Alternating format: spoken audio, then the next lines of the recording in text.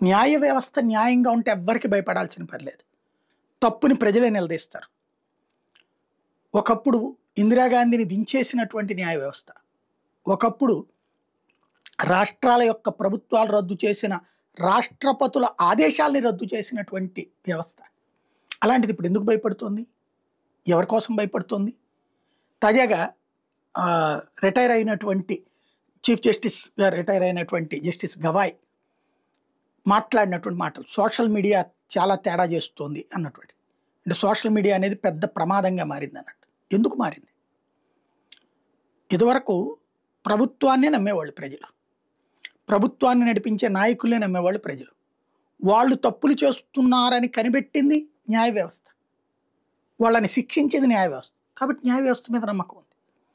రాజ్యాంగపరమైన తప్పులు చేసినప్పుడు నిరోధించింది న్యాయ వ్యవస్థ. కాబట్టి న్యాయ వ్యవస్థ మీద నమ్మకం పెరిగింది జనానికి. తర్వాత ఎప్పటి నుంచి ప్రారంభమైంది? న్యాయ వ్యవస్థని ప్రశ్నించడం, న్యాయ వ్యవస్థను నిలదీయడం, న్యాయ వ్యవస్థ లోపాలను ప్రస్తావించడం. అంటే న్యాయ వ్యవస్థ అందరి మీద కామెంట్లు చేసేస్తుంది. ఆ కామెంట్ అనేటటువంటిది తీర్పులో ఉండట్ల, తీర్పులో ఉన్నది కామెంట్లో ఉండట్లేదు. ఇది ఒక ఎత్తు. అది ఊరికినే పిచ్చాపాటి మాట్లాడుకునే రచ్చబండ కాదు కదా న్యాయ వ్యవస్థ అంటే. ఇది ఒక అపనమ్మకానికి కారణమవుతుంది. రెండవది, రాజ్యాంగ ప్రకారం మనం న్యాయమూర్తుల నియామకానికి ఒక ప్రొసీజర్ ఉంది.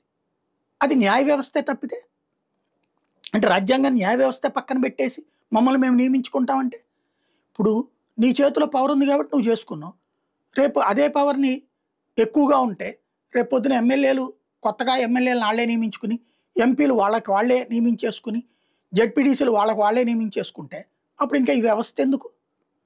ఎవరు దానికి జవాబుదారీ? రాజ్యాంగం ప్రకారం ఇచ్చినటువంటి జవాబుదారీ వ్యవస్థని పక్కన పెట్టేసి మేము రాజ్యాంగానికి అతీతులం అనుకునటం వల్ల ప్రజల్లో ఒక ప్రశ్న వచ్చింది. దాంతోపాటు దేశ వ్యతిరేక వ్యాఖ్యలు, శత్రు దేశాల యొక్క ఆలోచనలకు అనుగుణమైనటువంటి తీర్పులు ఇస్తూ ఆపుతుంటాయి లేదా కామెంట్లు చేస్తుంటే అక్కడ ప్రశ్నలు వస్తున్నాయి. నిజాయితీగా ఉన్నప్పుడు ప్రజలందరూ అండగా నిలబడుతున్నారు, దారి తప్పుతుందన్నప్పుడు ప్రశ్నిస్తున్నారు. దాని మీద కూడా డిబేట్ జరుగుతుంది సోషల్ మీడియాలో. ఏదైతే నైతికత పాటించాల్సిన మీడియా దారి తప్పిన రోజున ప్రజలు సోషల్ మీడియా ద్వారా ప్రశ్నిస్తున్నారు. దానికి భయపడకూడదు. మన నిజాయితీగా నిర్భయంగా ఉంటాయి. సమాధానం స్పష్టంగా సూటిగా బాధ్యతగా ఉండాలి.